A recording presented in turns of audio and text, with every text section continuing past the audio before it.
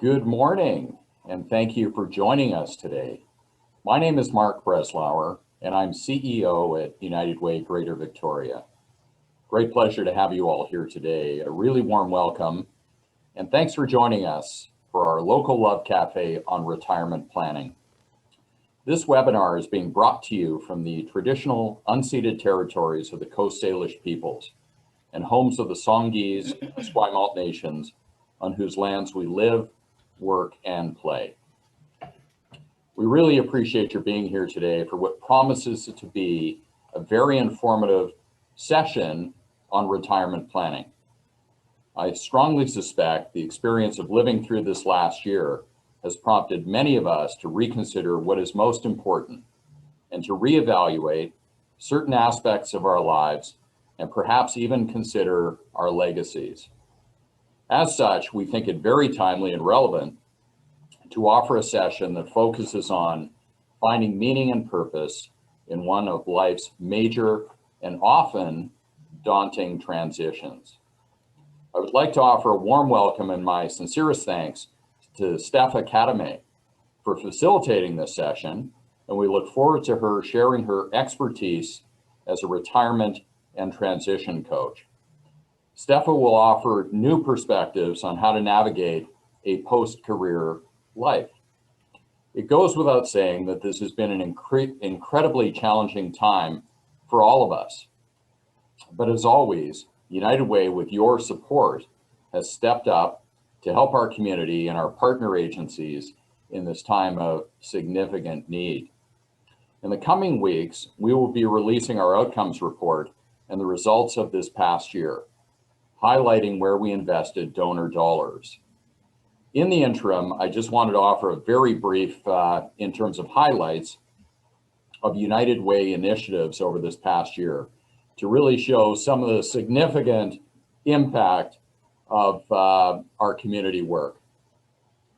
The Government of Canada entrusted United Way Greater Victoria to disperse some 1.5 million in emergency funds this past year.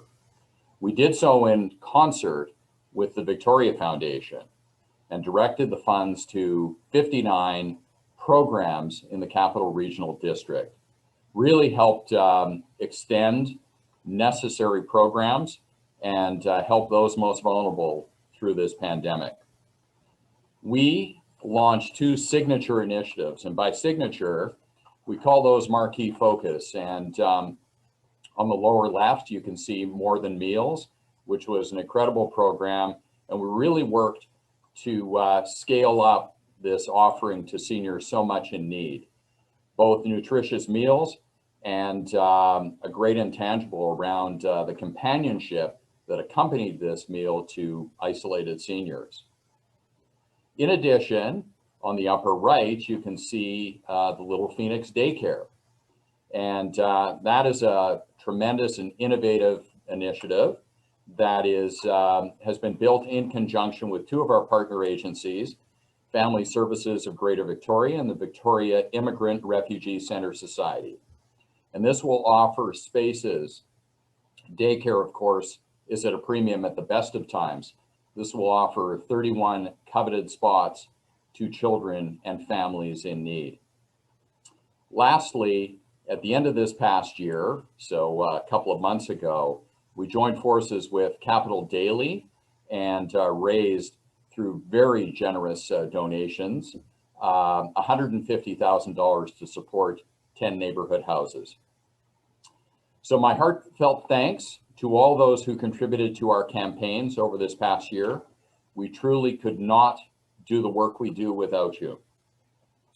Before I conclude, I just wanted to extend my thanks to Daryl Ells on our team in individual giving, who has done most of the heavy lifting in advance of this session today, and worked as well with Jenny McLeod, our Director of Philanthropy, and Charlotte Brainwood, our Executive Coordinator, who have been instrumental in making this happen.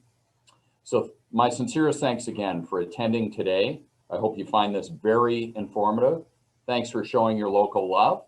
And I'd like to now turn it over to Daryl Ells. Thank you.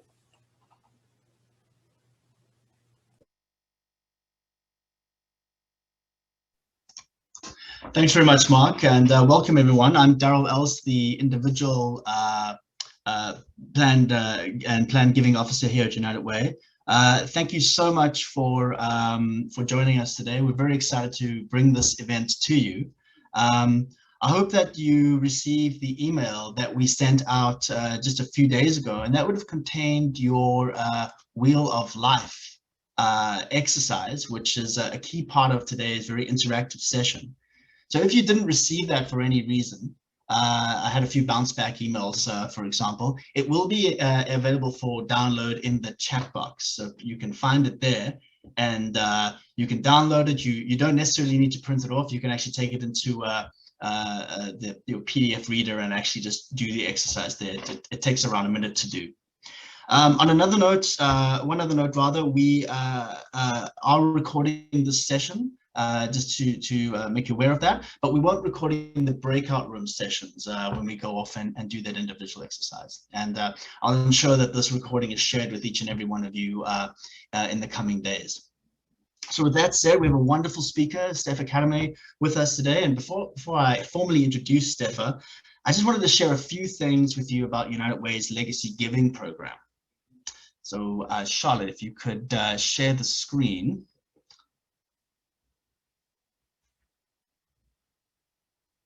Thanks very much. Okay.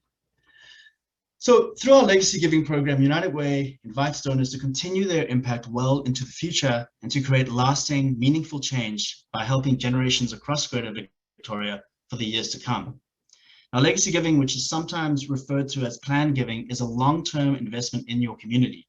It's one that can be committed and celebrated now, but will only be realized much later on.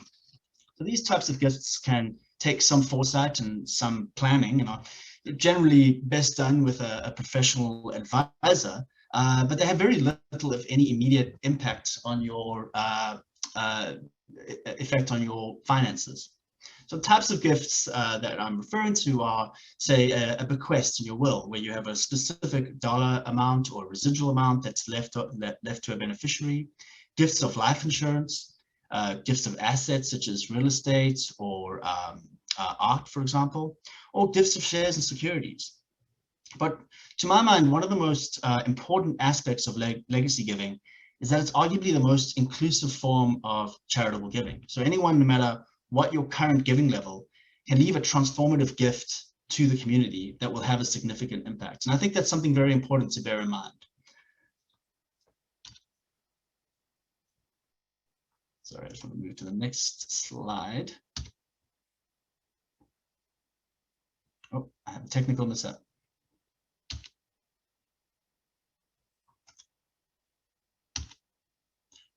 No, there we go. Thanks very much for bearing with me. So there are some wonderful benefits to leaving a legacy. First and foremost, the most important one is that you can actively shape a legacy that aligns with your values and your beliefs. I think that is quite an important aspect of when you come to consider such a gift. Other benefits are that it will most likely have a substantial benefit to you, a financial benefit and a tax saving benefit to your estate. And your gift will be invested locally in high-performing evaluated programs. And Mark highlighted some of those programs earlier. Initiatives like our More Than Meals program and the Little Phoenix Daycare Center, for example. And last but not least, we offer recognition as part of our Legacy Circle.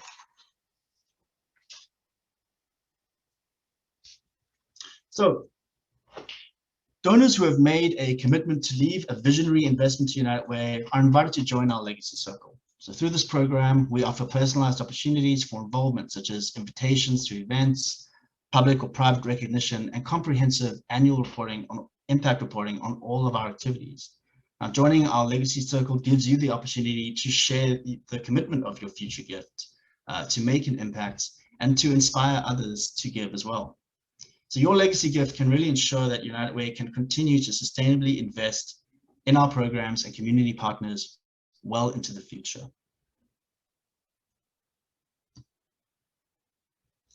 So in closing, a quote from Bruce Williams, CEO of the Greater Victoria Chamber of Commerce and a Legacy Circle member, who says, "United Way has supported our community for over 80 years. the pillar of strength created by United Way, has never been more important than right now. In addition to being an annual donor, I have named United Way in my will. Please consider joining Amanda and me in making Greater Victoria a safe and resilient place for all in the years to come. So thank you very much, everyone. If you would like more information about our legacy program, please be in touch and we can arrange to speak further. I'll have my contact details up on the screen a bit later on. But now it's time for our main event. And I'm very pleased and delighted to introduce today's speaker, Steffa Kadame. Steffa is a retirement options certified coach and a certified executive coach who helps people who want more than rest and relaxation in retirement to create inspired, impactful lives. Steffa draws on her lived experience to offer retirement readiness assessment, retirement transition, coaching, speaking engagements, and workshops. Steffa, thank you so much for being with us today, and over to you.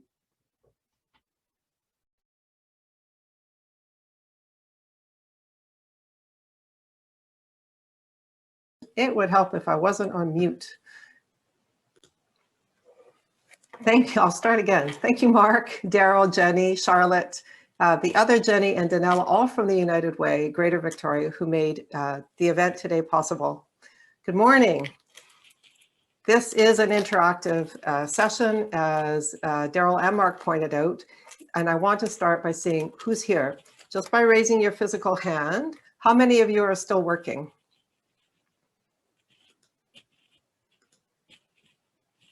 Lots. And the other thing I'm going to ask is, if your video is not on, it'd be really nice if you turned it on, because if we were in person, I would be looking you in the eye, and this way I can at least look and see who I'm talking to. So a request if possible. I know some of you have dialed in by phone. Who's still working? So who's retired here? Fully retired? I'm seeing a few. Awesome. And what about semi-retired? Not so many. Thank you so much. Just nice to know the nature of our audience. And I would like to welcome people that we have here from the UK, from across the pond. We also have guests from the US. Not sure if we have people from outside of British Columbia here in Canada, looking to see if there might be, and not seeing anybody there. Welcome all. Let's get underway. So what does it mean to be interactive? I'm going to be asking you throughout to pop comments into the chat box. If you're unfamiliar with that, it's at the bottom of your screen. You click on it, you write in there when I ask you a question in particular. And I'll be asking you questions to consider at home, either in the moment or afterwards. I'm actually giving you take-home questions. And then if you have questions for me, please raise your digital hand, and there is a reactions button on your screen. Click on reactions, you'll see raise hand. And if I'm not seeing you, somebody else will alert me, Daryl or others from the United Way, that you have hands, you have a hand up, you have a question. I'm going to be giving you opportunities to ask questions throughout. We're not going to leave them all to the end. I think that's all the housekeeping. Please do keep yourselves on mute. And again, turn your video on if you don't mind. Let's start. Beyond having enough money, what's one thing you are most worried about when you look ahead to retirement? And if you're already retired, why are you here? Drop your comment into the chat box. So one thing that you're worried about looking ahead to retirement beyond money, or if you're retired, why are you here?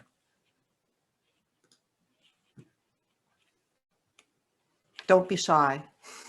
Having purpose, being bored, having a meaningful retirement, fulfilling use of my time, health, keeping connected, finding purpose in meeting, boredom, having meaning in my life, growth, having a useful, active life, wondering what to do. I still love my work, mental stability, having purpose. Awesome. Thank you so much for sharing. And I'm seeing that purpose and meaning seem to be somewhat recurring themes, keeping my brain active. Hold those thoughts. The word retire comes from the French retirer, re meaning back and tirer meaning to draw. Retirer ended up being translated to retire, which means to withdraw to a place of safety or seclusion. And that just isn't what retirement is about. If it ever was, it certainly isn't now. And with due respect to my colleagues at the United Way, the logo that was used to promote this webinar with the lawn chair and the beach umbrella, that also doesn't indicate what retirement is about. Life is long. People are healthier and better educated than previous generations. Expectations have changed, and our understanding of what leads to healthy aging has expanded. And the challenge with retirement is figuring out what we want our future to look like. Few of us had a vision for our work life as a whole. Why would we expect to have a vision for our retirement as a whole? Just think about it. For many of us, retirement will be a period of 30 to 40 years. A lot. Now, think back 30 to 40 years and all that came before you. That's a really long stretch of time to think through. And no wonder it's so hard to figure out how much money we need in retirement. I'm going to go back to the chat box. So try this. We're talking about vision. Can you drop into the chat box 1 or 2 words that describe your vision for life after career? Don't overthink it, just a word or 2.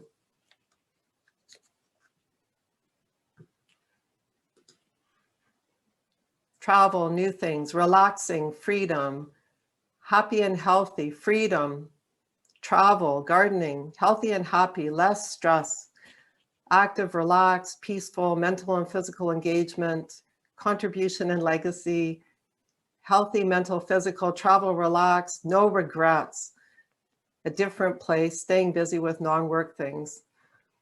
Terrific. Time to do what I want, something meaningful and engaging. The world still needs help. Thank you, Richard. Keeping those in mind, what I want to do is be able to contrast what you've said to what researchers at the MIT's Age Lab found when they asked a similar question of over 900 people in the States. Give me a moment to share my screen. So here you'll see that when the MIT Age Lab people, that same question, basically, they actually asked for 5 words that describe a vision for retirement. Favorite words among men were relax and travel. Among women, it was fun and freedom, and that's for the 45 and older crowd. What I found interesting about that research is that the researchers described those individual words as an elusive vision, not a tangible experience that can be tasted, worn, driven, or lived in. Now I note some of your words were the same, and it's just a point of reflection. How does that look like to be free? What is it that we're doing to be free? Travel is a bit more self-explanatory. Meaning, that's really important, but how will we achieve that? Whatever your vision today, I'll make real some elements of retirement so that you can create an actionable vision for life after career. And no, you won't accomplish that in today's session, but we'll get a start. In this webinar, we're going to explore our relationship to work and the impact on life after career. What are the challenges that arise in relationships? And this is both with friends and with partners. Where do personal growth and development fit in the second half of life? And we definitely are going to talk about values and finding your purpose. Now, how does this relate to your Wheel of Life exercise? That wheel includes 8 life areas or arenas. It gives you the opportunity to roughly assess where you're at in life. If you're rocking it at work, what happens to your internal landscape when you leave work? Life after career is a major life transition, as Mark noted, and whatever we can do to prepare ourselves for it will lead to a more of thriving than surviving in retirement. Now, I'm going to be looking at actually it's 4 of the life areas that are in your Wheel of Life. 2 are combined here. So there's work, career, or what engages you, because if you're already retired, we're talking about what engages you in life. The relationships with your partner, family, and friends. In this slide, they're clumped together, and personal growth or fulfillment. And you'll have a chance to share ideas about other areas in the breakout rooms, and we can address them at any point. Let me get out of here. Great. So I've lived a lot of pain points that come with retiring without a plan. Here's my story. When I left work 8 years ago, I didn't actually see myself retiring. What I really needed was a break. In the years leading up to leaving work, my first marriage had ended. I had moved 6 times, including across the country, and I dealt with placing my mother in a nursing home after she developed dementia, a journey that I undertook solo as an only child, and my father had previously passed away. The job I left was really quite exciting on one hand and really draining on the other, but I couldn't see where it was leading. And I was in a new relationship with a man who lived halfway across the country in a community where my mother also resided. I left my job and I moved to be proximate to both of them. Now,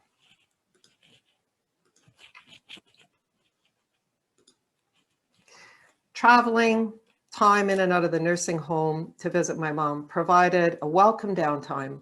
Although I was in a community in which I raised my children, I'd been away for over 5 years, and it was really hard to pick up where I had left off.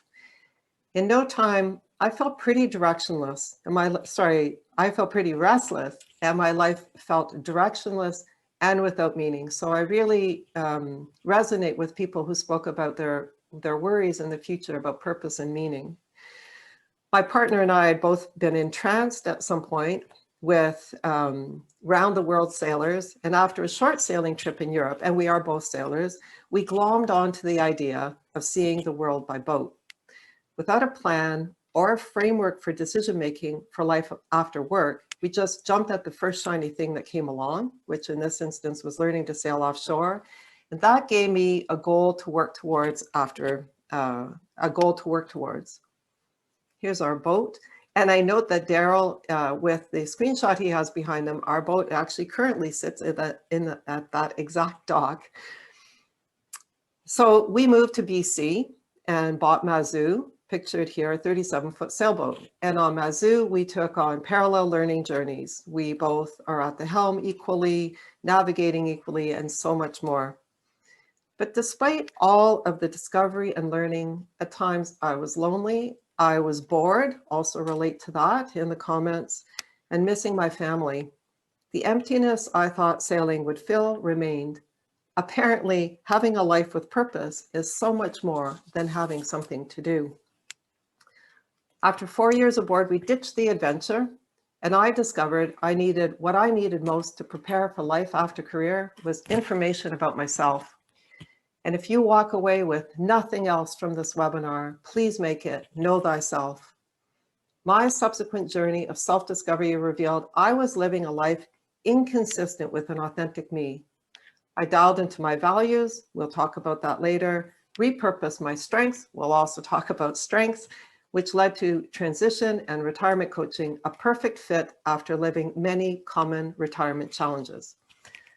My challenges included I really undervalued the intellectual stimulation that work provided, or particularly that I need. A sense of identity. I'm retired really doesn't capture it. Having a sense of purpose and finding people other than my partner to do things with.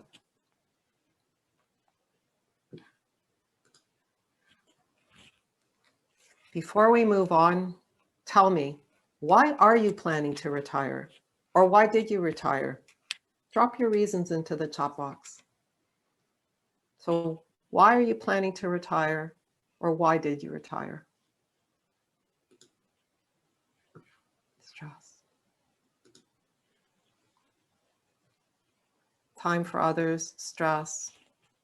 So many other things to do. Look after my mom. Free to do what matters. Different challenge, needed freedom. Work is draining me. Opportunity. Tired. Space to travel.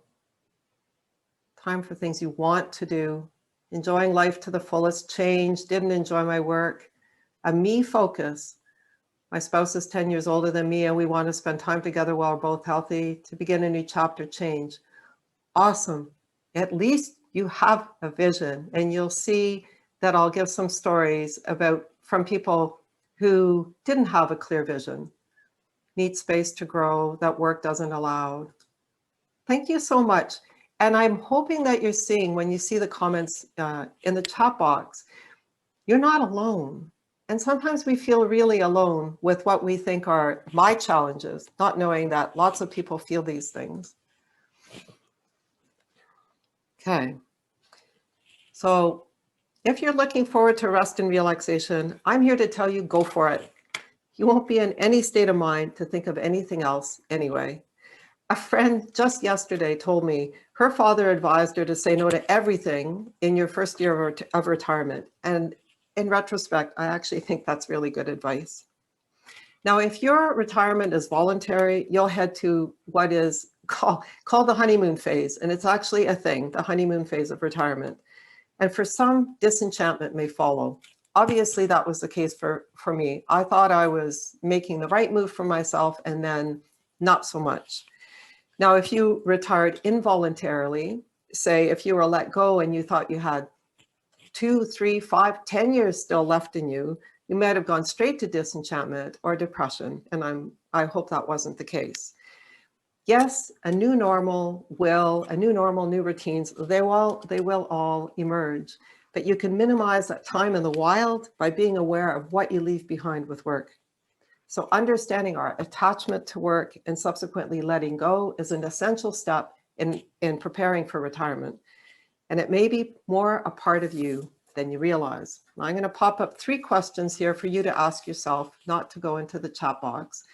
These questions are adapted from a book by Sarah Yogev. She's a psychologist. The book is called A Couple's Guide to Happy Retirement and Aging. And you will get a recommended reading list after today's webinar, and Sarah Yogev's book is on that list. So let me share my screen again.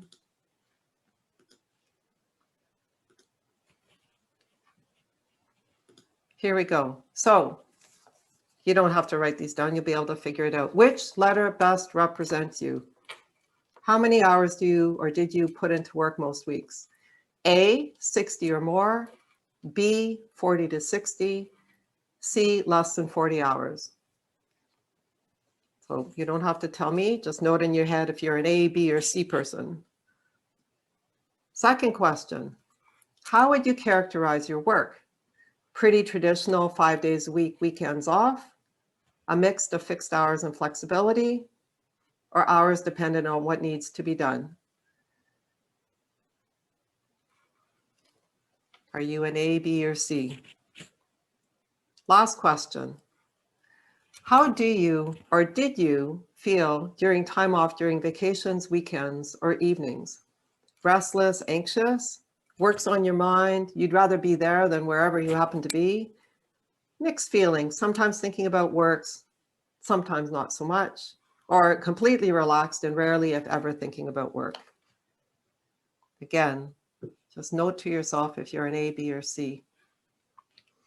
So you're not going to be surprised, but if you selected one or more responses that are A responses, work likely features pretty prominently in your life and probably provided a great deal of structure. If you're working over 60 hours, there's a lot of structure being provided by work. The loss of work may be a difficult adjustment. Mostly B answers, maybe, maybe not. You'll have an easier time adjusting to life after work. And C responses, letting go of work shouldn't be a problem, but other things may come up. Regardless of the degree to which you are committed to or identify yourself with work, I'm beginning to think you never know what's going to happen. And I have some stories. Consider these true stories. A 64-year-old professional who answered B to every question told me she'd been so looking forward to retirement. And then when she finally was free of a job, she realized she just wanted to get rid of that job. And it was only that job she was looking forward to shedding. She thought she should be retiring because of her age, 64. Now we think of 65, here in Canada anyway, as a retirement age because, however, there is no mandatory retirement age.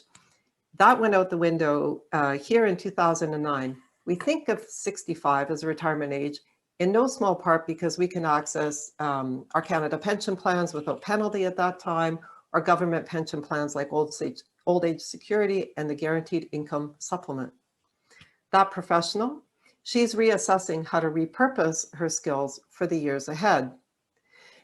And then there's the 55-year-old technician who had the requisite years of service and age to retire from his government job. He answered C to every question.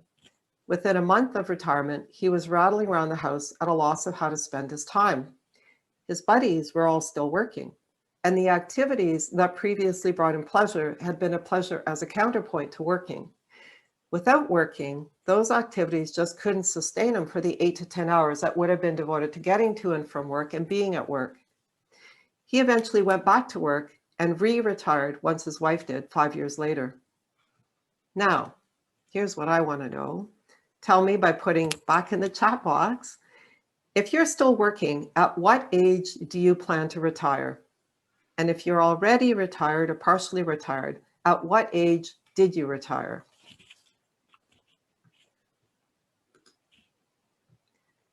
'65, 66, 59, 60, 65, 67, 60, 56, 70, 63, 50. I feel like I'm at a bingo thing. 54, 60, still not sure. Plan to retire at 57, then get another job. Awesome. And I'm asking you this because now I'm going to share some statistics with you. In Canada, in 2020, the median age of retirement for men and women combined was 65. But back in 2009, the Canadian Community Health Survey looked at the age of retirement for people who retired and then went back to work. That average age was 53. Almost 3/4 of those who returned to work were between the ages of 55 and 64. So, and the main reason for returning to work, people liked working or being active. So when is the ideal age to retire? According to neuroscientist Daniel Levitin, never. He says, stay busy, not with busy work or trivial pursuits, but with meaningful activities, whether that's as a volunteer or in paid employment. His book, Successful Aging, is also on the recommended reading list. I'm not asking you to consider not retiring. I'm asking you to ask yourself, what's next in life for me? Now, Mike Drack, author of Retirement, Heaven or Hell, and yes, it's on the recommended reading list. And the reason I'm giving you a recommended reading list is it's nice to have a resource, and any one of these books may really resonate for you and speak to your personal questions. So Mike Drack talks about comfort-oriented retirees versus growth-oriented retirees. I don't think I have to explain to you comfort-oriented. And if that speaks to you, then that kind of retirement will work best for you.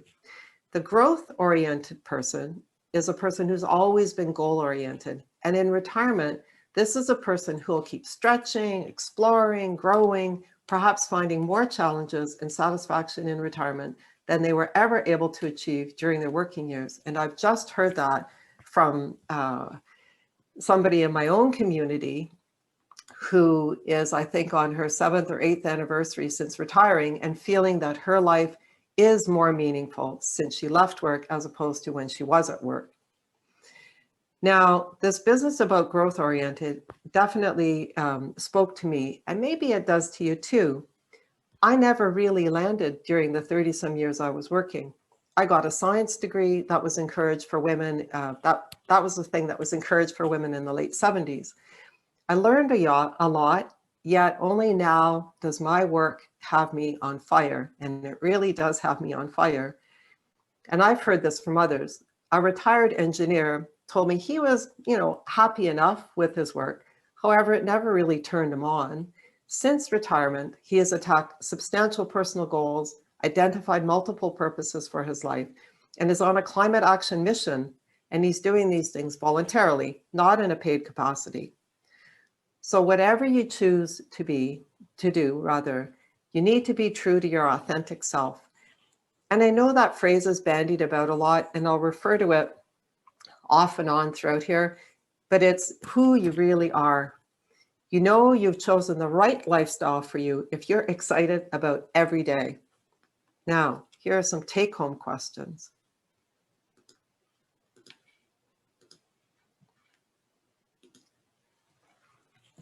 So please consider this. What are you retiring to? What will you do with your retirement, not in your retirement? How are you going to fill 168 hours a week? And what do you think you'll miss most from work? Now, before I move on, maybe we could see if there are any questions at the moment. You can drop them in the chat box or raise your hand. And if there's nothing now, I'll just keep going. Daryl, are you seeing anything? No, perfect. We'll keep going. Nothing yet. Okay, so let's move on to relationships. And I'm going to give you 4 scenarios and ask you again, which letter best describes you? The people I work with are my closest friends. That's A. B, I have close friends at work and outside work. Or C, most of my relationships are with family and in my community and through my activities. And D, I rarely or ever do anything with my work colleagues after work or on the weekends. Now you know where this is going to go. Just a minute, I'll stop sharing my screen.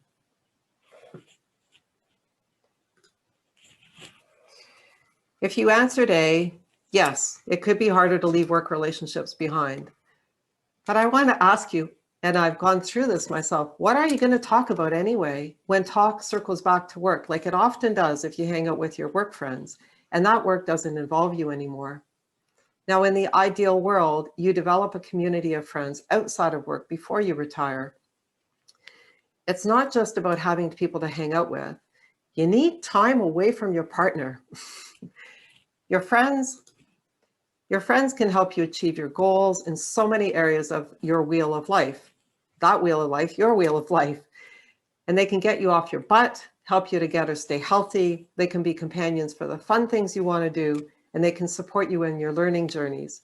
And they'll help you not feel lonely, and loneliness can kill you. And I'm not even going to get into the statistics around that.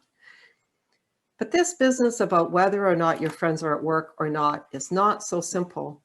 I did a casual survey of my retired friends, and that revealed that the top challenge was actually missing all of the casual interactions at work, basically having people around all day long, where you didn't have to make an effort to bump into somebody. Now, you know, you may have to go to the grocery store just to be surrounded by people, and that's not necessarily easy in these COVID times. So it can be overwhelming rekindling friendships or finding your people, especially if you're retiring and your friends are not, like the technician I spoke about, or you decide to move after retiring, which basically what we did, or if you drop friends as you dropped activities for any of the setbacks that life brings to us. And believe me, I know. My husband and I moved to Victoria after we put our boat on the hard and started living life like retired people, settling in a new community and getting grounded. So we had sailing friends here, but our relationship to our boat that we had gotten off of it altered our relationship with people who were still yearning to live the dream. Here are some of the ways that we found people. I wanted to grow my spiritual life. And I was intrigued with a religious community that a friend had spoken about. So I found a congregation nearby. And indeed, I did find some of my people. My husband got interested in pickleball when a friend had mentioned that he had tried it. Our local community center advertised it, and he mustered up the courage to sign up. And in fact, now he has a new gang of chums. And then there's serendipity. We were both really desperate to get on our bikes or get physically fit again after getting off the boat. And out on a ride, we stopped to help a group of riders who were dealing with a bike issue. Turned out all of the riders were women 55 years of age and older, and I got invited to join their group. And now it's my 3rd year with that wonderful relationship. Take a course, find a club, find your people. And I'm sidebarring Kurt Vonnegut, who wrote Slaughterhouse-Five. He also gives convocation speeches at universities, or he used to, through the US. And that was one of his main messages to new graduates is find your people, get involved in the community. You can always drop activities afterwards, but get involved in more than less. Good advice for everybody. Now, let's touch briefly on our relationship with our significant other. And here, I do want you to pop into the chat box if you have a significant other or a close relationship with somebody. What do you perceive to be the biggest challenge ahead for you with that relationship in retirement? Or what are you experiencing in retirement as the biggest challenge? I'll take a look in the chat box. So biggest challenge in your relationship with your significant other. I will retire ahead of my spouse. Different interests, conflict-free differing needs. Anybody else? Travel ideas, not having enough time on my own, too much time in each other's company, missing my time alone, dissimilar interests, will retire before my spouse. Awesome. One person has failing health, different lifestyle. He's retired and looking forward to spending more time together. And while I would like that too, I need my own time, which has been to date my work time. Disappointment because of differing priorities, one needing privacy more than the other. Oh, thank you, everybody. Time alone. Apparently we have a very dialed in crowd. So here's what you need to know. And you've touched on some of the most important issues. If one person retires before the other, there's a good chance there will be more relationship conflict. More time together exacerbates existing tensions and unresolved issues. So if you excuse your partner's lack of communication to work stress, the excuse is gone. Or if doing things together always seemed to fall off the rails because of work, again, the excuse is gone. Things end up being really in your face. Who does what at home may have changed, may need to be renegotiated. Who's going to cook and clean, and when? With work demands gone, now what? These might seem like small things, but they are really exacerbated with exactly what you pointed out. You have all this time together. And I cannot do justice to the impact of retirement on relationship and the strategies to mitigate those rough spots. And that's one of the reasons I put Sarah Yogev's book, A Couple's Guide to Happy Retirement and Aging, in the recommended reading list, because she walks you through everything you need to know on the subject. And she emphasizes the need for psychological preparation for retirement. Now, here are a few take-home questions around relationships.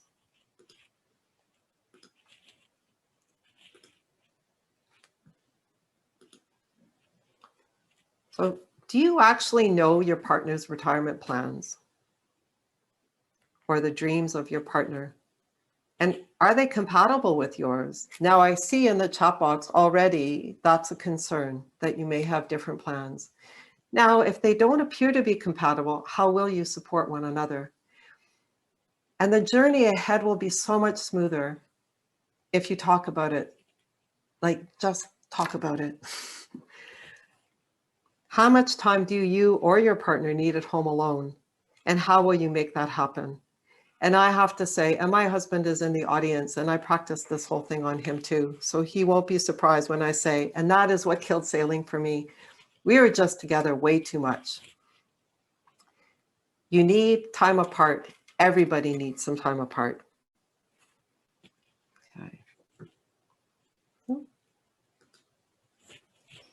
Okay.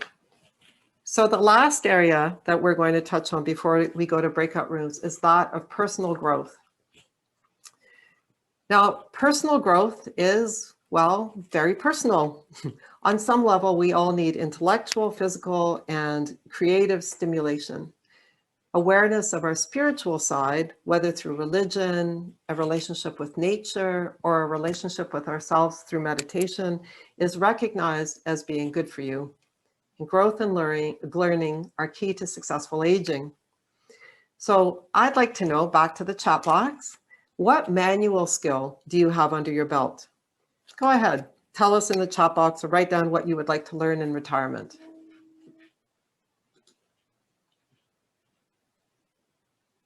And I see a question from the audience. Build a canoe. And I'll go back to that question, Daryl. Any other manual skills? Come on, people. No, none? Okay. Can barely hammer a nail. Anything and everything, better gardening techniques. Getting back to sewing and quilting, carpentry, photography, using my Instant Pot and air fryer for healthier food. Awesome. Play guitar better. Build a go-kart, gardening, woodworking. I could use the time to learn some.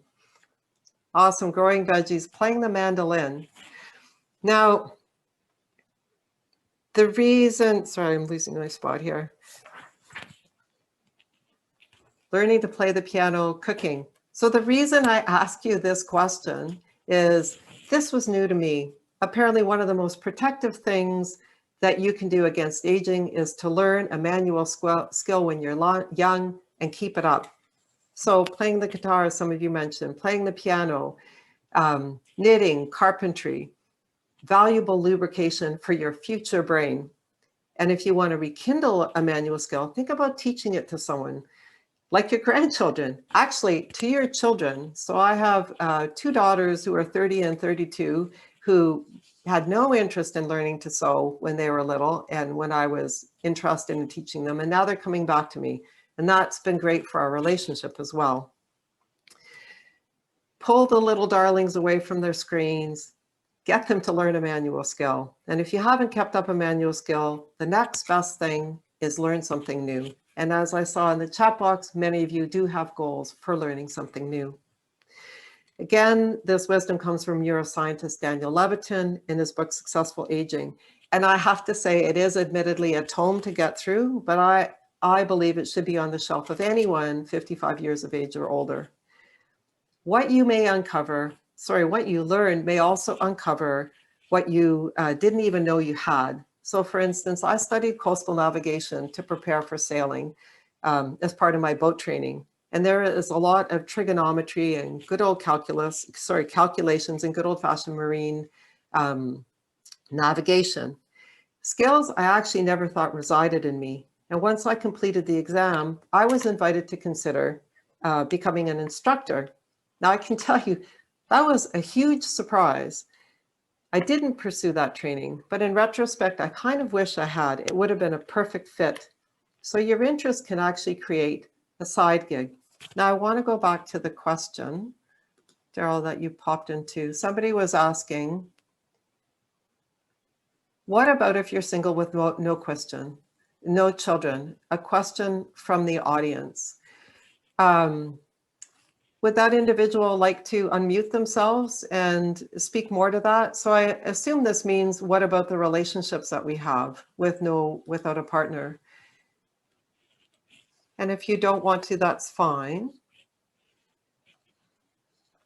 So the importance of having relationships of any sort, whether or not we have a significant other in our lives, our friends, and not feeling lonely is really important to our health.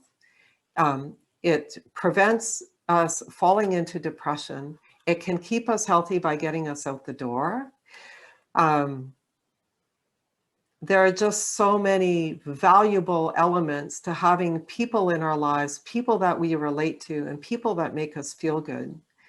So my point in looking at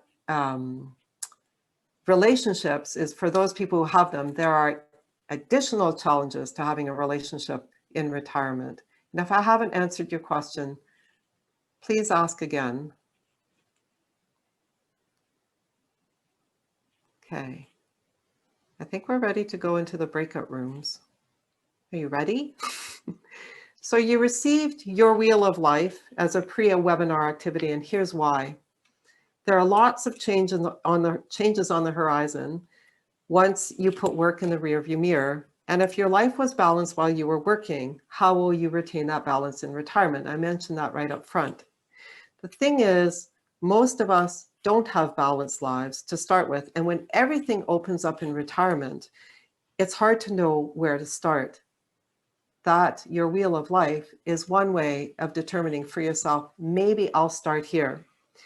In the breakout rooms, I'm asking you to please assign somebody or somebody volunteer to report back afterwards. And then I'm asking you to share 3 things with one another. So I'm going to share my screen again.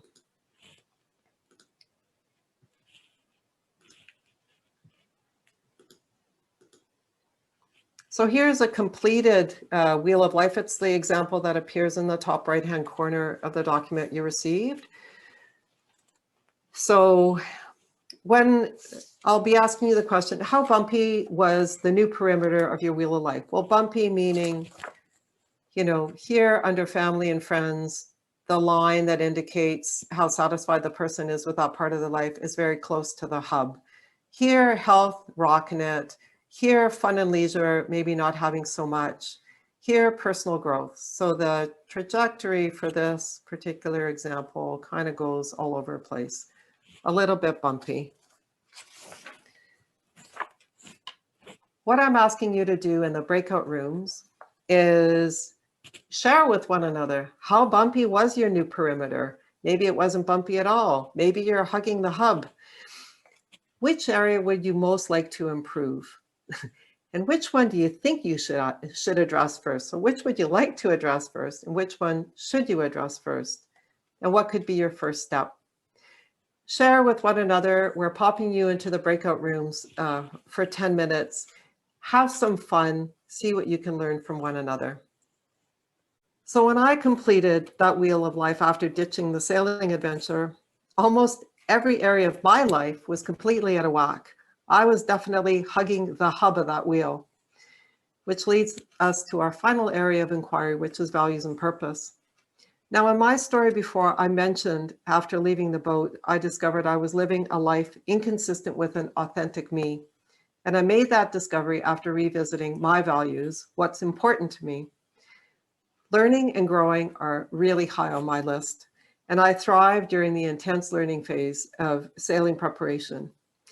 Contribution, however, is really up there in my values as well. And I was not able to live that value moving from Anchorage to Marina to Anchorage. The sailing adventure for me turned into amazing possibility to discontent. And the values required to sail away, regardless of how amazing the lifestyle appeared on the outside, were not consistent with an authentic me. In retirement, when there are fewer limits on how you spend your time, how will you know that you are doing what is right for you? And I would say that, and many would say this, a starting point is reacquaint yourself with your values. So let's take a look at how to uncover your values. And you'll get a values exercise after this webinar. It includes a list of 100 words, that represent values, everything from accountability to usefulness. You'll be asked to review that list, note down words which resonate, then slowly strip that list down to just 10 words and then prioritize them, which sounds really simple, but it's quite hard and it does take some time. Not hard as you can't do it, but it's definitely thought-provoking.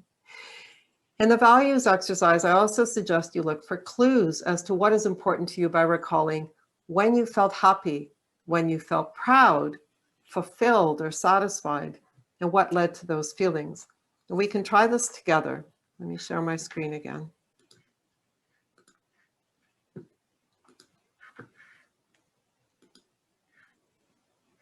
In your head, think about what's one thing that you're really proud of doing or accomplishing or in your life. Or think about something that makes you happy.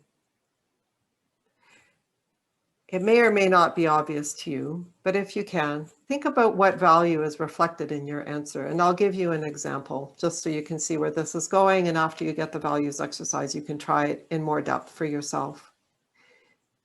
without that values list, I think this is pretty tough.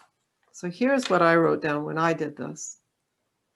So what am I proud of? Well, obviously sailing offshore from Victoria to San Francisco.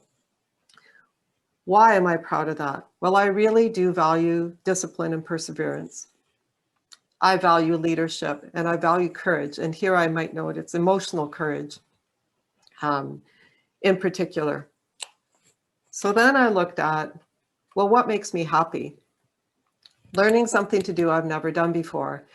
And on this one, I just learned how to change the chain on my bicycle, which I was really nervous about learning to do because of course I thought I was going to do it wrong and I'd get on my bike and then the chain would fall apart. But I did it. And the values reflected in that is, as I mentioned, learning is really high on my values list, and courage again. And here again, just getting past myself.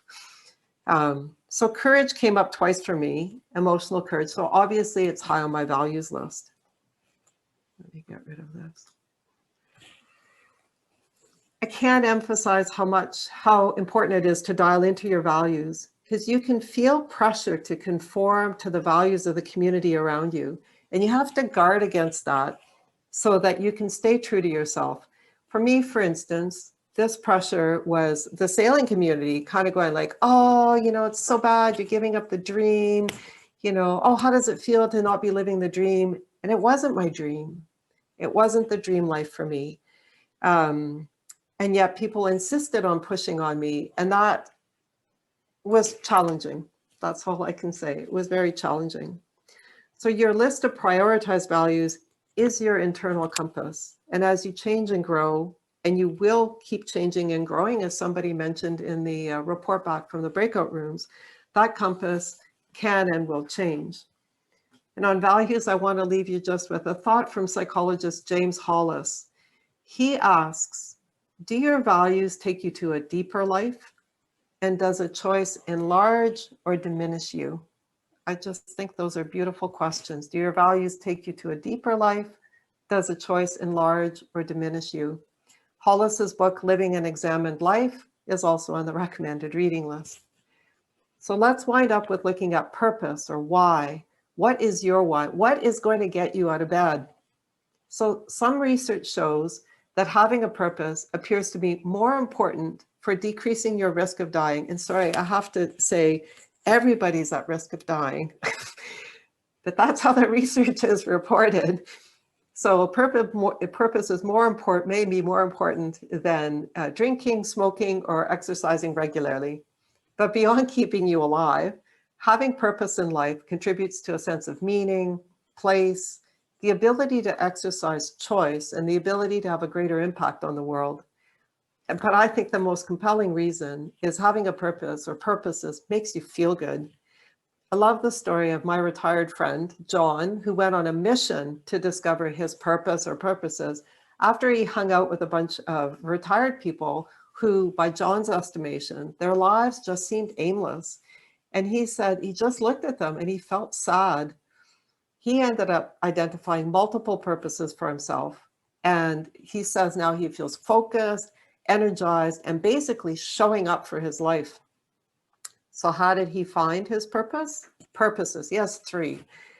One thing he did was a life review, looking at highlights from each decade of his life. And of course, you can do that too. When you do that, look at the activities and accomplishments that brought out your strengths. What brought out your passions? And here I'll sidebar to the difference between strengths and skill, in part because uncovering my own strengths was a powerful push for me to step in and leverage who I am. I have to go back to my screen share here. So I use the VIA Institute Strengths Finder. I have no affiliation with VIA. This just happens to be what I did. It's free and based on science, according to them. There are 24 strengths and they are listed here. And they sit in 6 categories. So when you do the Strengths Finder, you'll get your results and it'll show you which of these 6 categories your various strengths sit in. The 6 categories are wisdom, courage, humanity, justice, temperance, and transcendence. Some people would call these virtues. Now, there's no right or wrong to your strengths. And I encourage you to use a strengths finder yourself. It takes about 20 minutes. Strengths are always positive, esteemed, and useful across all contexts, not just work. And that's why I think it's so important, because if work is gone and you identify with the skills that you had at work, you need to also be aware of all these strengths that you bring to the world. They are transferable and they're related to being human. So skills, on the other hand, they reflect expertise that you've developed. So for instance, fixing teeth, if you're a dentist, you develop the skill of fixing teeth. Using spreadsheets if you're a bookkeeper. Setting up experiments if you're a researcher. You get the idea. These are all skills. But a dentist can have a great sense of humor, which can be brought to life in retirement in a different context. A bookkeeper may be inherently kind, something that can be applied to life away from the books. And the researcher may have an appreciation for beauty and excellence and be quite creative, which can lead to more fully engaging in the arts. So the strengths thing is a way of dialing deeper into ourselves, really. And I mentioned reminding yourself of your passions also in terms of uncovering your purpose or purposes. For me, my mother's stories had a huge impact on shaping my purpose. Besides being female, my mother did unskilled manual work, was an immigrant who spoke English as a second language, and survived my alcoholic father. Her lifelong battles to be seen and heard instilled a pretty strong fighting streak in me. I'll never turn fully away from supporting and promoting women. Now, however, I find myself fighting against ageism. I feel a good measure of pissed off when I see people writing off someone because they are older. And if you haven't noticed it already, wait until you're in a room again with people who are working and someone asks you what you do and you answer, I'm retired. And when they turn away or their eyes glaze over, you'll know what I'm talking about. I feel alive when I raise my voice, figuratively, if not literally, use my pen or keyboard to try to change the conversation around age and retirement. This is one of my purposes. There's no right purpose. Those same studies that looked at the effect on mortality make that point. Even a low level of purpose, you know what's going to keep moving you forward, is really valuable. You can have a sense of purpose supporting your children, your grandchildren, contributing to a cause through your labors or your money, tackling a health issue, and so much more. And your purposes, like your values, will change over time. Looking at your values, your passions, your strengths, helps you determine what you have in hand and will help you determine what you can do with your life. I'm going to leave you with this quote by Carl Jung. Carl Jung says, who looks outside dreams, who looks inside awakens. Before I leave you, this is how you can reach me. Either go to my website, nextinlife.ca, or there's my email.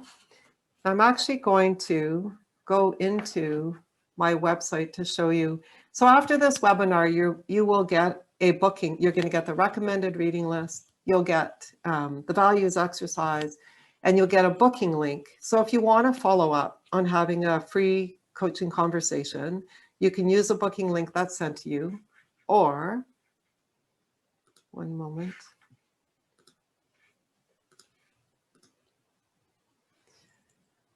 Can everybody see? Daryl, can you see my website there? Yes. You can just go right to the website. You can go into services. Book a call is right there. It's also in my about section. Sorry, in my contact section. So you don't need to use the booking link. You can just go to the website. And that's down here, book a call. While I'm on this page, I'll also point out, I do have a newsletter. It's free. Plops into your inbox about every 2 months. You can subscribe here and you can click down here to see past issues. And the other thing you can do is connect with me on LinkedIn just by going to the About page, and we can be connected there. And I do post more regularly on LinkedIn than I do in the newsletter. Oops. So I'll stop there. We are 1 minute to our closing time. Welcome to field any additional questions. And at this point, I think I'll turn it over to Daryl. And I want to say thank you all for attending and sharing your thoughts, both in the chat box and in the breakout rooms. Over to you, Daryl. Well, thank you very much, Stepha. That was incredible. I certainly found it invaluable, and thank you so much for sharing with us today. That was excellent. We're over time, but I think we could take one or two questions. If anybody has something pressing, please either put your hand up or put something in the chat box. If not, of course, you have the option. I did share the booking link with you in the chat box, so you can always connect with Steph offline. I just wanted to share one quick slide with you. And that is just about some of the resources that we have available that are on our website. We have a will planning guide, our legacy giving brochure, and we also have a separate website, or a web page rather, for, which is an online tool for your professional advisors. So please feel free to explore those resources. And if you'd like to get in touch with me, here are my my contact details just on the next slide. Fantastic. Well, thank you so much, Stepha. Thank you so much again. That was incredible. And thank you all for joining us. That concludes our session, and we will be in touch with you in the coming days with recording and the presentation slides and some other material. So thank you very much. And an evaluation. And an evaluation. Yes, we'll be sending out a very short feedback survey for you, and we'd love it if you could fill that out and send that back to us. So thank you so much again. Thank you, everybody.